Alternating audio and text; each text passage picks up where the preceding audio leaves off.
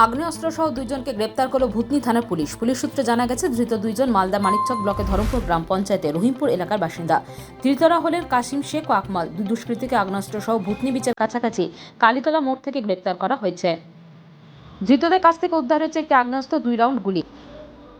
ধৃতদের বাইক সহ আটক করেছে ভূতনি থানার পুলিশ। ধৃতদের মালদা জেলা আদালতে পেশ করা হবে বলে জানা গেছে। পুরো ঘটনা তদন্ত করছে ভূতনি থানার পুলিশ।